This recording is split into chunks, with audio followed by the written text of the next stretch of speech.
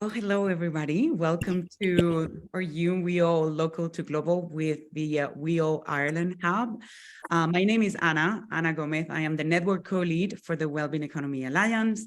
And as we have been doing since last March, I think, we are opening this space to highlight and to share about what the WEAll hubs are doing in different locations around the world. And this month is the time for WEAll Ireland, and we are really, really excited to have them here today talking about the art of the well-being economy, which we believe is very, very relevant for the work that we're trying to do.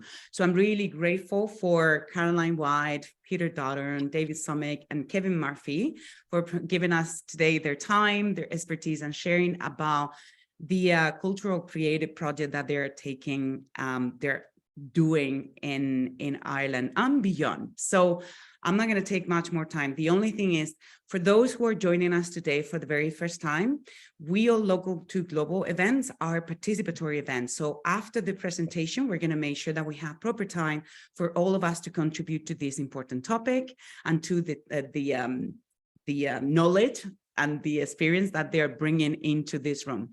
So once they finish, everybody will be able to share, to ask questions, and you just need to raise your hand, and I'll be making sure that everybody has that time as well to unmute themselves and share together. So this is it. Thank you so much again to the speakers. And Peter, you're going to be the first one. Welcome. And again, thank you so much. Thank you very much, everybody. And as Anna has said, while the cultural creatives and their role in the mobilizing the well-being economy is a focus of the work of the hub here on the island of Ireland, it's very much a conversation that we want to engage the entire network with. And if this resonates, we're very, very much looking forward to hearing your contributions and possibly examples of the kinds of work that we envisage by mobilizing our cultural creatives in a community of practice as a key contribution to building a social movement for the wellbeing economy across the island of Ireland. So let me run through a few notes. Gary Snyder, the celebrated Zen poet, said that the poetic mind, the mind of the creative artist, is a realm of wildness. Thus, we get the phrase the preservation of the world depends on the wild. The poetic mind is wild. Therefore, the preservation of the world depends on the poetic mind. So there's a track record, a lineage in inviting artists, poetics, the cultural creatives to accompany us on this journey of transforming the way we live in the world.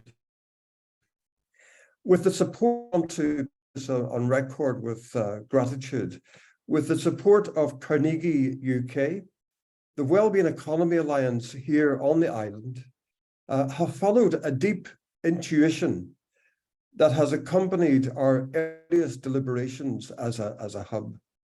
It's an intuition that follows from WEAll itself and Catherine Trebek's observation that the focus on transforming the world must begin with a transformation of our public narratives as a core objective. For WEAll Ireland, transforming the public narrative must reach beyond the technocratic and policy languages of well-being and build a mandate through the creation or mobilization of a social movement around a cosmovision that's both island-centered but globally centered as well. Now, there's two pieces of theory or literature that we're drawing from. Now, some of you will know the work of Serge Latouche and Cornelius Castorides, who talked about the importance of the social imaginary as the foundation, if you like, for the material reality which we are encountering each day in our lives, and that we want to interrogate, if you like, as part of the Wellbeing project. For Castorides, social reality is the implementation of imaginary significations. But what sort of revolution, he writes, would be required? What kind of profound changes in the psychosocial structure of people in the Western world will be required? What kind of interrogation of their attitude towards life, in short, of their imaginary? So he theorized that the concrete material conditions with which we must engage begin with and colonize, if you like, our imaginary, especially those of us who draw from the Western way of being in the world and imagining the world as a series of facts and objects. So we are drawing from that lineage, but also from the movement building theory of Marshall Gans. He says that leadership requires engaging the head and the heart, to engage the hands, mobilizing others to act together purposefully.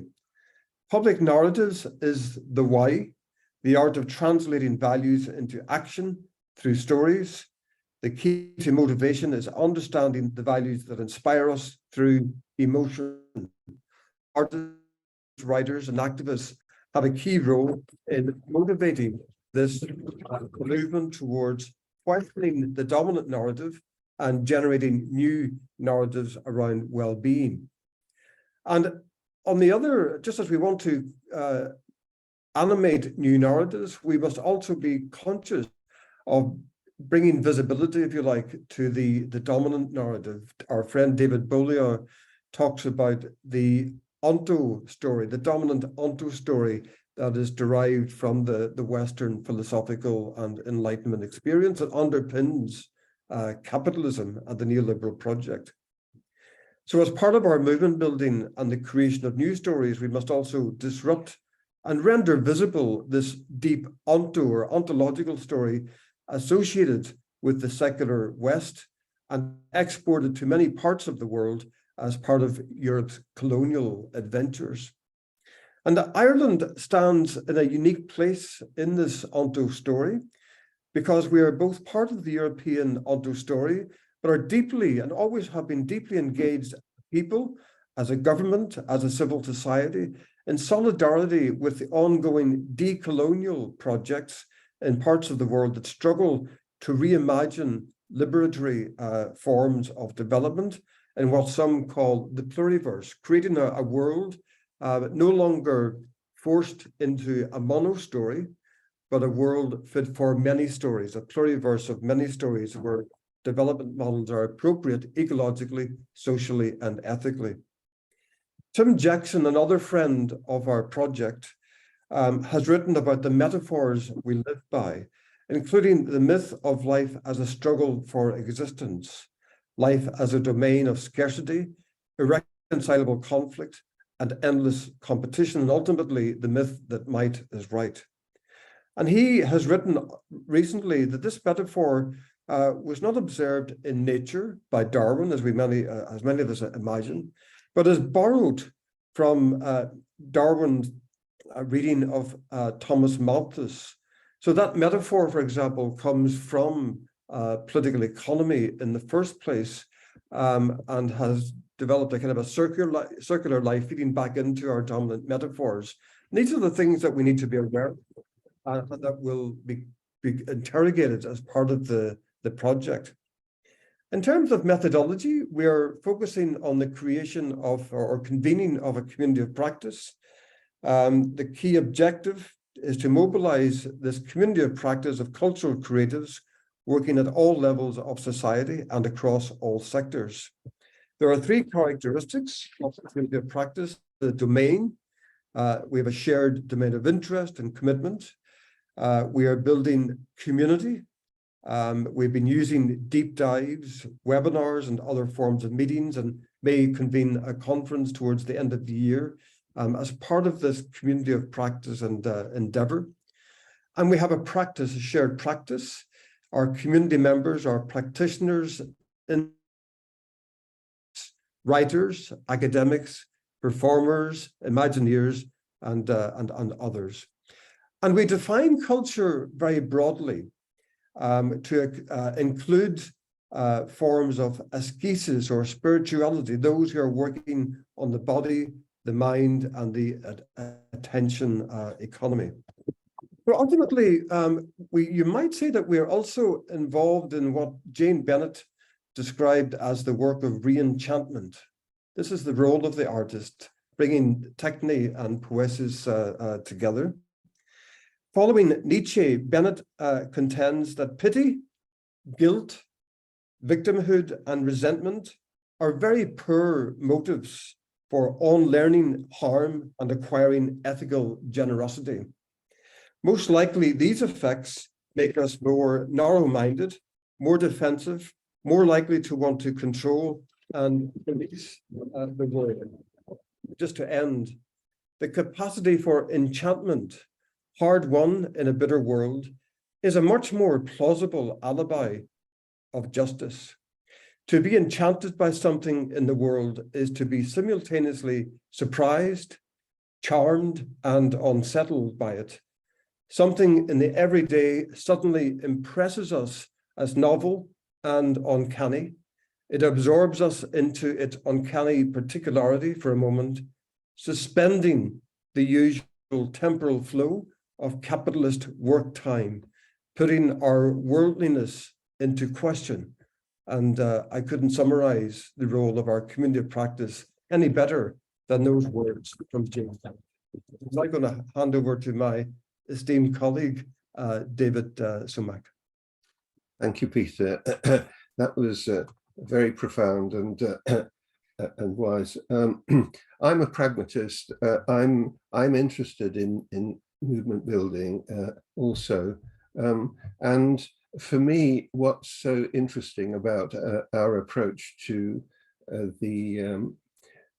getting the message over, after all, the hub for me is all about getting the message to people and really helping to transform. We can't do it. We're simply catalysts, if you like, for something, as well as obviously totally committed to the principle of the well-being economy.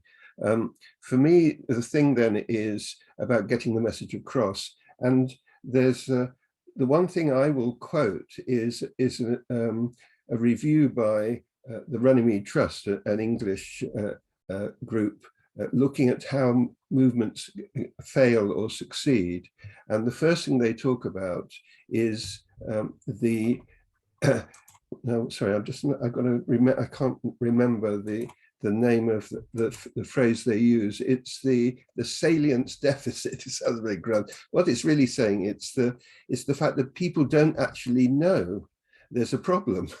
And that's one of our big issues, is when you talk to people about the economy, they say, what the problem is, I haven't got enough money. Not, they don't think in system terms. So it's getting the message across. And I think the important thing there is about what we're trying to do is we're using the arts so that so many people can't necessarily relate to the written word. And images, after all, are the most primitive and traditional way of getting messages across. And I think harnessing artists' expertise in producing non-verbal messages that will inspire people, I think, is really important to what we're trying to do. The other thing about movements, of course, is network. So we're building a network here, and this exercise, the cultural creatives, is just the first step. I mean, it's what we call a proto-community of practice, but obviously we hope to extend it. That's all I'm going to say, really. The thing is, what is nice about our group, I feel anyway, the steering group, if you like, is we're very diverse. You know, so I in fact come from the health sphere. I'm interested in transformation. I'm committed to the wellbeing economy also, but coming from a health perspective. So I'm hoping to ensure we're not just simply seen as eco warriors, or academics, but actually that we have a broad church, because after all, the well-being economy is about all aspects of society: social justice, education, health, as well as the environment and the actual economy itself. But I'll pass straight on to a colleague who knows a lot about the economy and alternative economies, and that's Caroline Whyte. Thanks very much, David. Hi, everyone. Lovely to see so many people here. And I'm not going to take too long. I'm conscious of time. And I think Peter gave a really excellent overview. Just a couple of things I wanted to point out. One is that I think while we have this big focus on creativity and the role of the arts and the importance of creativity as a core way to shift narrative, we also have a kind of a strand of work where we're focused more on policy as well, so that we see the two as very much complementary. And it's all very much focused on the need to shift away from a growth-based economy towards a well-being economy. So as David mentioned, we also think it's super important to emphasize diversity and inclusion. And when we're talking about an all-island hub, that's a really important factor as well. We want to make sure that people in the north feel included as well as people in the south. Also refugees, people from all different communities within Ireland, because Ireland's actually quite a diverse place these days, which is great. And so some of the other strands of work that we're focusing on are, for example, there's well-being frameworks in Ireland in the north and south, and as in many parts of the world now, the one in the north is very embryonic. The one in the south has been somewhat developed. There's loads of ways it could be improved. And so bringing this kind of lens of a need for a broader shift in focus and in goals is really, really helpful for that. And it's like using both sides of the brain in a way. So we're engaging with the officials who are working on it in the south, and trying to help to shift perceptions about how progress can be measured. And we're also working with people in different areas of policy, like mining, for example, or this is my work in FAST in particular, but I think the whole hub would be on board with it. Also all kinds of things, the financial system, fossil fuel phase out, loads of different things. So we have a very broad focus in that sense, but the focus on the arts is super, super important. I'm just going to pass over now to Kevin, who's going to wrap up, and just by talking about some of the more pragmatic, actual things that we've been doing. Thanks. Thanks very much, Caroline. Maybe it's easy just to give an example of the deep dive to give you a sense of what happened. So 20 or so artists, activists, and I suppose thought leaders, academics, researchers, however you might want to describe, came together on the 31st of March, the 1st of April in Derry, Londonderry. For those of you who don't know, that's in the northwest of Northern Ireland, right on the border with the Republic of Ireland. So very interesting contextual place because of it's right on the border of two jurisdictions. It has a very long and interesting history, of course, but one of the aspects of it is around civil rights. That was part of the global civil rights movement in the 60s, and which is what one of the beginnings of the change that happened in Northern Ireland, although it was obviously quite violent for a period there. But a very interesting place to have it. And we had it in the Playhouse, which is where I work. Playhouse is a theatre and a community arts space. So also a very interesting place that has a long history of arts and social change and using creativity to support the needs of communities, very particularly here, art and peace building. So an interesting place to do it and to launch this community of practice. There were three questions that the group of people who came together helped frame things. So how do narratives sustain the myth of economic growth? What is the role of the artist in guiding society to a liberating social imaginary? And can limits be strangely limiting? And so we'd had a mixture, and that's been referred to already, of speakers and provocations from Tim Jackson, from people like David Bolliers on the Commons and Sandra Waddock on art as a catalyst for change. And these were all really powerful kind of provocations. And then we had a range of discussions and activities and shared walking and creative activities in order to stimulate ideas. and to begin, I think, to build relationships as well. So I think at the center of this, maybe another thing to say about creativity that might be helpful is that, yes, most definitely inspirationally around narrative, but actually the creative process in and of itself is a very good driver for change. And obviously, mostly when you start in the creative process, you've absolutely no idea really where it's going fully. You have an instinct or an inclination as to what you might want to explore. And you know that somewhere down the line, you're going to share it with someone. So those are really the two dynamics. And then the art, I guess, that what it does is it creates a space that you can, I suppose, initially suspend judgment and then work together collaboratively to see what might happen. And in the negotiation of all of that, often very interesting things happen. And then the really important thing of performance, if you like, to put it rather crudely, is that the fact that it enables people to stretch, to transform a little bit, and to reach for something beyond what they might currently imagine. So it's not hard to think of what we've just heard around art and the well-being economy, to think of the creative process as a way of reaching beyond our current, in a kind of rather counterintuitive way, reaching beyond our limits, whilst understanding what our planetary limits are. But reaching beyond our current internal imaginary limits is something that creativity is very powerful in doing. And I guess, you know, over those 2 days, I think the main things that came out of that was greater understanding. So it's really important for artists. I'm in the arts and I'm an artist. So what's important for me is to be talking to activists and thought leaders and academics. So just as it's really interesting from the other perspective, it's good to remember that actually the arts really needs to be in this space for its own benefit, not just for society's benefit. So that was a really powerful thing. It's a greater understanding across the sectors. And if we think of our challenges, they are intersectional. We're not going to find a solution in one single space at all. We're going to have to work across these boundaries, I think. So great understanding, definitely emerging bonds of trust. The community of practice is a highly relational activity, so that's really important.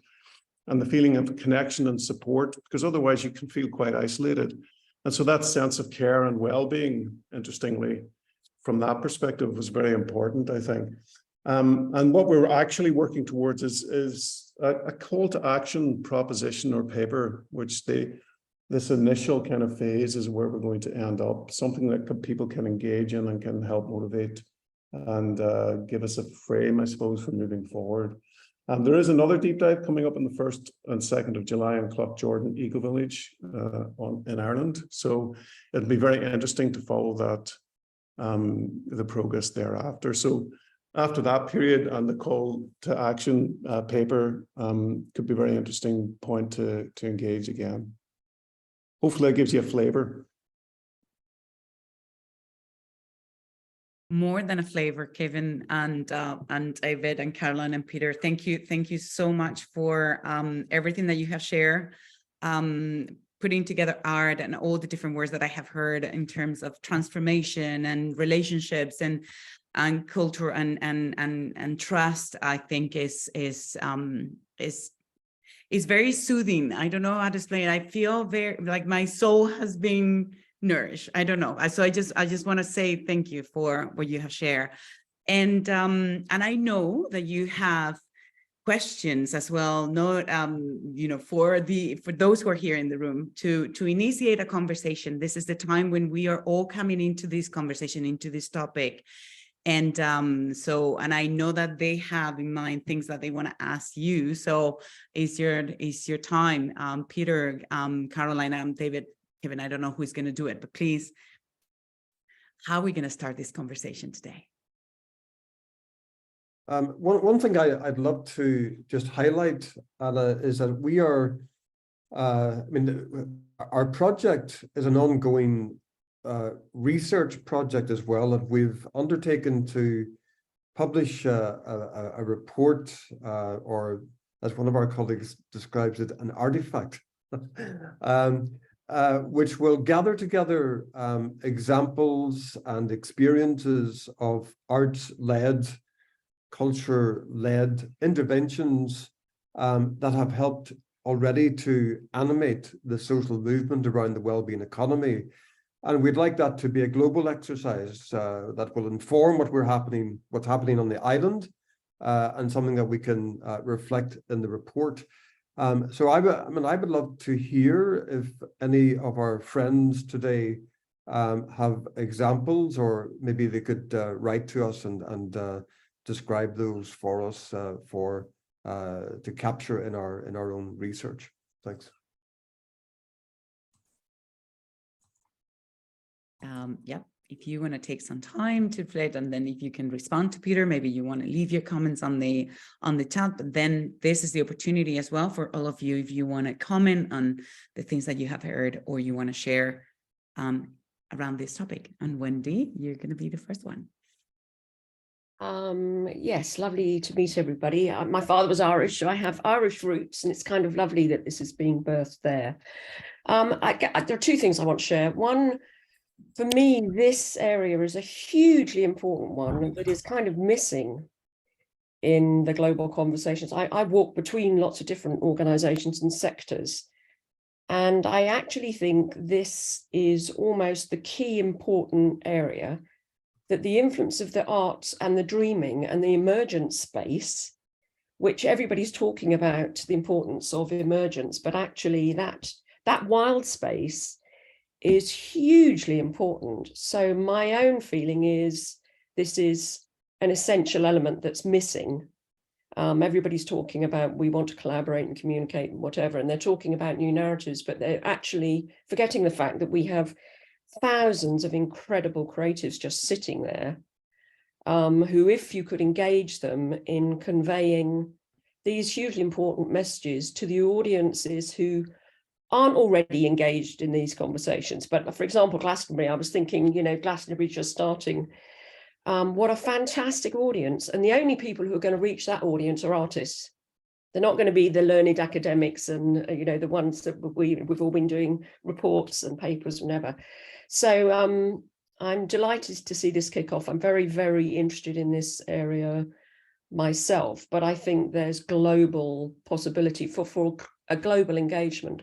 And I was thinking about Thomas Coram when he started the Coram Foundation. How he initiated that was he got the key composers and the artists of the time to come in and develop the interest in, helping disadvantaged children. But he was extremely active in that, and we've kind of lost that thinking. So I'm delighted to be here, and I think it's a hugely important area. Thank you so much, Wendy. I can see that Kevin and Ian has shared. Even Ian, I don't know if there is anything else that you would like to add apart from the information and that you have shared. But please feel free to add more information. And Marcus, and then Lisa. Yeah, thanks very much, Anna. No, it's great to listen in this morning, and make the connections. I'm just putting in a link there to a project in University College Cork at the Marai Centre. So we've been working on this for about 3 or 4 years now. It's a transdisciplinary community, so we've engaged with the academics across the arts and social sciences and humanities. And it's very much sees, it's difficult to explain the whole thing at the moment, because we're trying to work on how do you conceptualize deep transformation of society. And we're looking at 6 social institutions: politics, economics, technology. Those 3 are usually in the mix, yeah. But the other 3 that we are including are religion, gender, and education. And we've a framework for what you need to consider before you begin to reimagine these social institutions. So especially what Peter's been saying, the theory behind the transformation, I'm very interested in. We've been doing similar, although the names that you were saying, Peter, aren't familiar to me. So we've been coming at it from a slightly different angle. But we certainly see one of the parts of the framing is, I guess I'll mention 2 things. One idea is consensual knowledge. So consensual knowledge is the knowledge that decision makers use to make decisions. But because something is a fact or something is real, doesn't mean that it's part of consensual knowledge. Consensual knowledge is a power game, if you like, and it's very dominated by techno socio-technical framings. So that idea of the whole transformation not being a socio-technical transformation only, but really being a transformation in consensual knowledge is one part of the framing we're looking at. The other is the idea of ways of seeing, that whenever you come to reimagine politics or economics or technology or so on, that the ways of seeing, we have a particular way of seeing, and breaking out of that particular framework in order to reimagine society or reimagine things differently. And we see arts and humanities having a very particular role in that, but we haven't gone very far down the line in that part of the project yet. So I think making the connection here, I'd be really keen, really eager to talk to people afterwards as well. Absolutely, Ian, and I think it's very important that you leave your email in the chat, so they're going to be able to connect with you. As you were saying, there is a lot to continue the conversation between the two. Thank you, Marcus. Thanks, Anna. I was going to introduce myself at the beginning, but I had some technical problems. And just to check that it's okay for me to gate crash your party today. As I've now put on after my name, I'm from Wellbeing Economy Alliance Wales, Cymru, Wales. And my accent gives it away. I'm not from Wales. I was born in the north of Ireland, but I've been over here a long time. Our group, looks like our group got together at about the same time yours did. And we're still, COVID didn't help, so we're still feeling our way. It's fantastic to realize that what you've come up with has many similarities with what we've come up with. So very diverse approaches. And one outcome that we have found very useful is for most of the months of the year, we have a monthly discussion forum where we get 3 or 4 speakers on a particular topic, and we might get 50 or 60 people.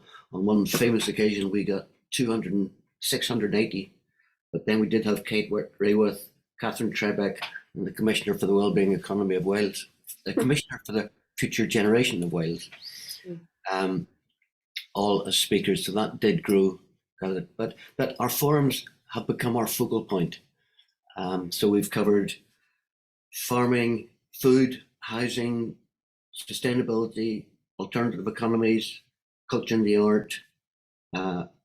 So we found it a useful way of bringing the diversity that you're spoken about today to get the message across, as David put it, because getting the message across is all important.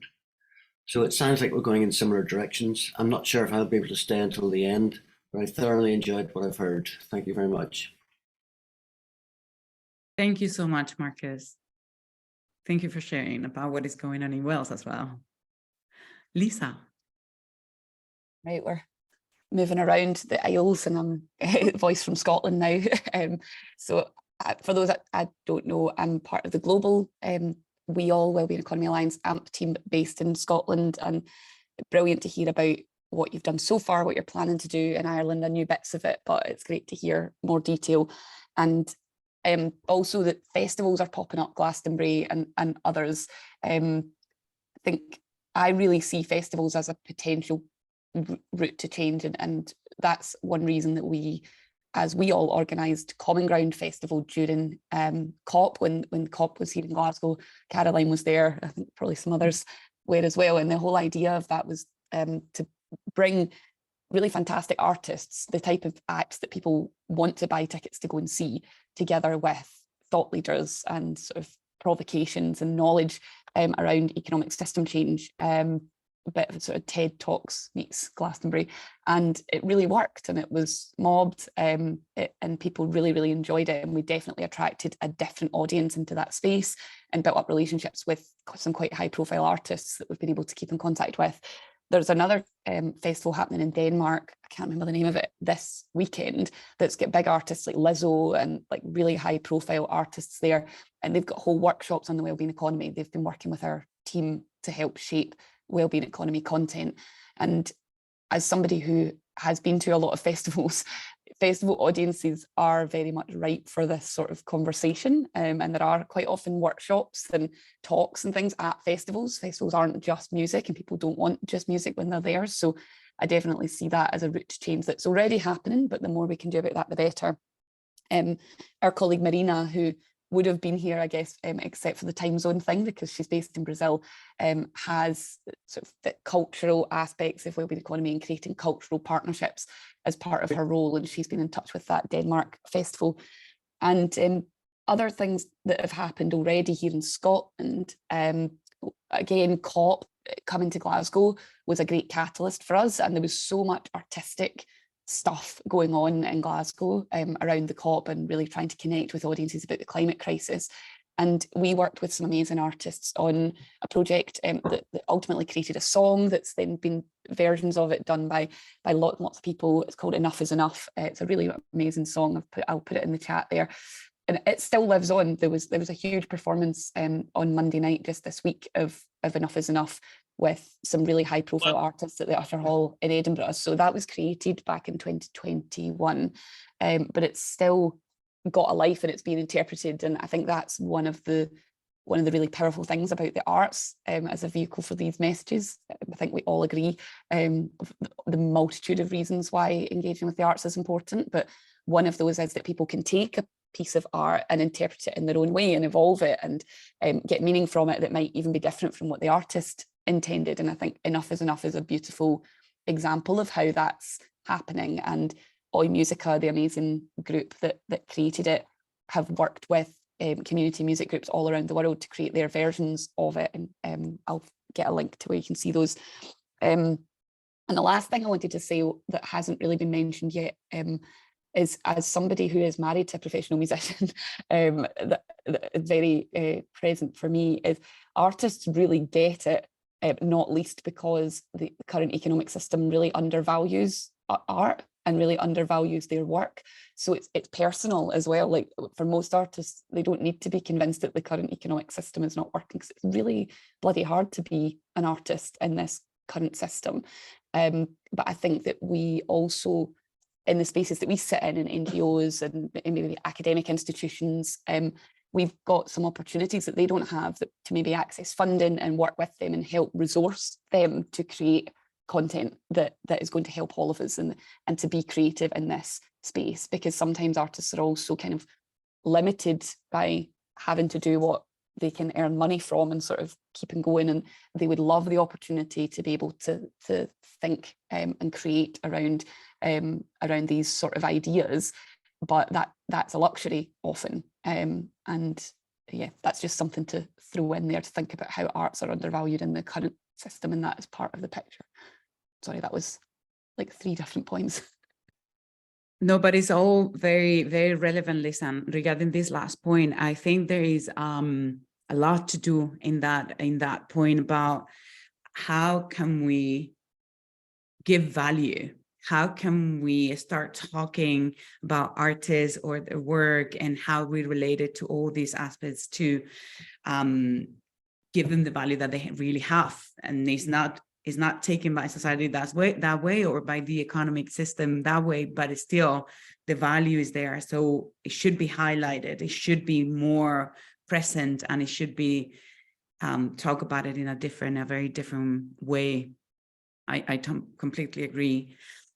I was going to ask Shashi, I don't know if I am pronouncing your name correctly, but I noticed that you made a comment regarding WEAll, and I don't know if you would like to unmute yourself to tell us a little bit more about it.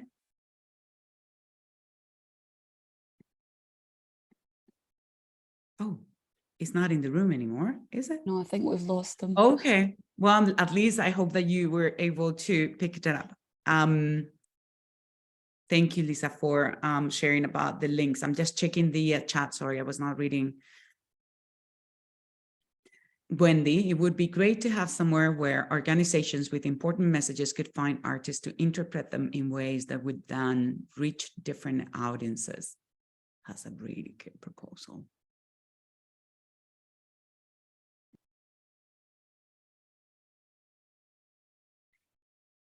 Is there any questions that you have to speakers, or anything else that you would like to share or comment?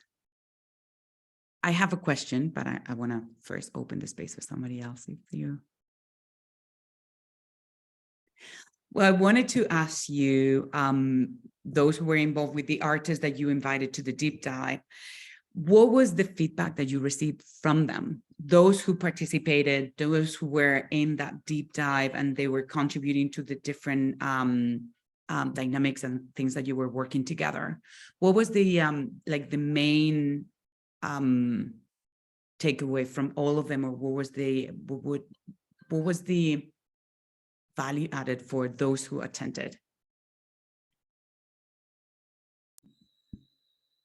Maybe I think it was more around the beginnings of something. So it's the feeling of being held and supported together. I think if I was to put I mean, there was definitely an energizing thing where people were thinking, okay, we're beginning on a journey here that could be really positive, and the sort of hope that's there. But I think if it was me, you might have other views. The thing I thought was that people felt that they'd kind of connected, and that there was a level that they could work together, and there's bonds of trust and support. So maybe just the foundations of a community was one of the main takeaways I felt. But what do you guys think? You were there, right? So what did you take away from it? At least I think you were. You look very familiar. Yeah, I think there was a sense of well, first of all, we had a spectrum, you know, with people who'd come into the space tentatively, not completely familiar with the well-being economy and underlying principles, and even the fact that it's a global network and all the rest of it. But then we had people who, you know, as you'd expect, especially among the artistic community, who are deeply intuitive and have a very immediate grasp, and in some ways are ahead of us in terms of their practice, their insight, and what they're doing. But yeah, I think my main sense for the moment at this very early stage is that we're still bringing together activist, academic, artistic constituencies together to form this community of practice. So we need to trust the arts and the artists, and they're beginning to engage a little bit with the concepts and the ideas and some of the research.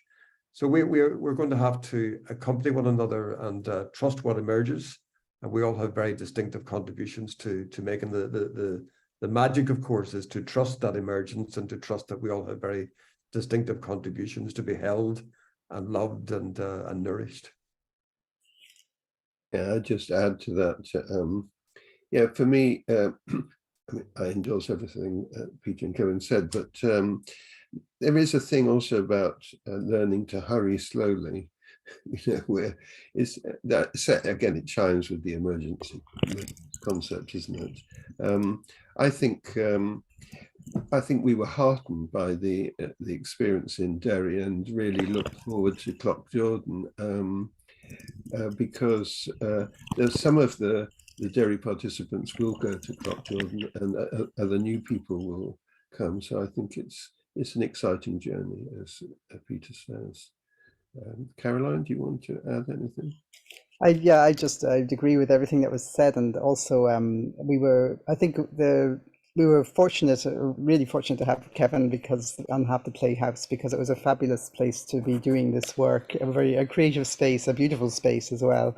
And we also had Davy Phillip, who's part of our core hub, who did a lot of the leading on facilitation, because he has a lot of experience with world cafes and participatory, very participatory discussions, decision making, and so on. So it was really great to have that help, and I think everybody there appreciated that, and we learned a few things ourselves as well. We learned to be very careful about how we describe things, and I think Peter did a great job this morning, for example, to make sure it's clear, because sometimes the language can get very technical or a little bit abstract sounding or whatever, and to make sure that things are being said in a way that's accessible, and of course interacting with the artists is a huge help for that, and so we can all help each other with that, which is brilliant. And also just for the Clough Jordan deep dive, we've try to make it as clear as possible that it's a space where we can help with, for example, if people need help for childcare or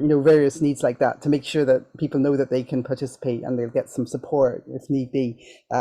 Things like that really need to be spelled out, and that we've learned how to be clearer about. So it's good, yeah. But I think the feedback we got was very positive and constructive as well. So it was great. If I could add, Anna, just for the benefit of everybody, we've recorded a number of the webinars and interventions, and we've been very, very blessed, really, by the profundity, I'd say, of some of the contributions that we've been enjoying. I'd particularly recommend Tim Jackson's contribution, which is called Giraffes. I'm not going to explain that. Go and find out. It's on the WEAll Ireland page, or there's a link from the page.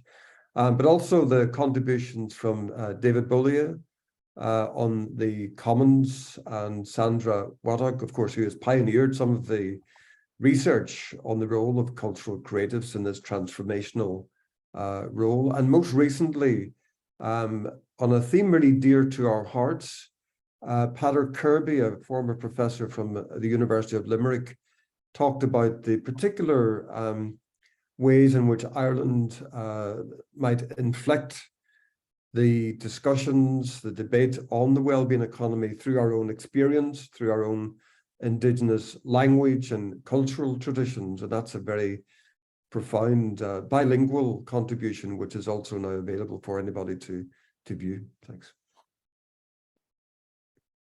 Thank you, Peter. Tracy, I just want to check, because before I had the feeling that you raised your hand, but then no. Okay, so it was just, maybe it was the light, but I wanted to make sure that you could unmute yourself if you wanted to share something. Yeah, I would just add, I think what Peter mentioned just then is really important too, isn't it? It's about the importance of context. We had quite a discussion really in our group about the Irish language and how important it is, just as I think the cultural tradition, of song and music in Ireland is important. But I know in different countries they have different things. I'm very conscious, for example, in the Baltic states, singing, in choirs and so on is hugely important. So everyone has their own context, and obviously the creatives, if people do go down this road, I think it's a very rich one if you make it context driven, really. I completely agree with you, David. And Tofile.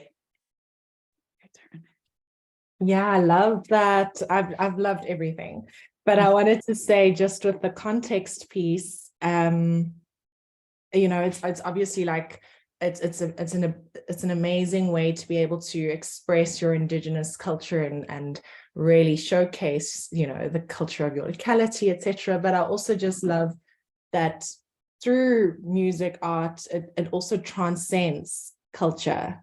And that's what I think is so profound, because we're struggling as well, being a global alliance. How do you connect at a local level? And I think even if it is coming from an Irish point of view, I think people in Africa, they might hear you speak the words of a wellbeing economy through word and completely disconnect. But if they hear Irish music and see how you feel and express, and how this is so meaningful to you through the power of your art or storytelling or singing or poetry, immediately, even being completely different parts of the world, I can connect with that feeling. And I think, we are speaking about how do we showcase what a wellbeing economy, or even a post-growth world, what does it feel like? I think that could help us so much connect as a global alliance to one another, because we might not understand each other's words or language, but we can connect through that feeling. And so, yeah, I feel you guys. I really, really love what you're doing, even though it's such a different language and culture. So I just wanted to share that. Totally, what you just said is so the feeling, and and anything that we do is how it makes you feel, how it connects with your heart. Yeah, what you just said is it resonates so much. Thank you so much. Well, we're coming to an end, but still we have a few minutes just in case there is something that Kevin, Peter, Caroline, David, you would like to add, that you would like to wrap up with, that you would like to share before we come to an end. I'm happy to share one last quote from John Clarke, who brings together a number of the themes, but I love the contribution just now. I've just commented that in many ways, culture and the arts are the exemplary mode of prefiguring well-being. I think it's a way to communicate and inhabit and anticipate and enjoy what we're trying to bring into the world in the here and now. And I think that's the beauty of this particular contribution. Let me share a few words from John Clarke. I'm afraid he's another Zen colleague, so forgive the two references to the Zen tradition. Both nature and artistic creativity act through what the Taoist thought calls Wu Wei. That Wu Wei means improvisation. It's from the Chan and Taoist traditions. That is doing without doing, in the sense of manipulating or dominating. This is what the creative artist does through negative capability, and what creative nature has been doing through the history of life on Earth. The combat for the soul of art is thus one with the combat for the soul of nature. The defense of vitality, creative growth, and emergence against the forces of power and profit. Well, I'll leave that with you. Thanks. Wow.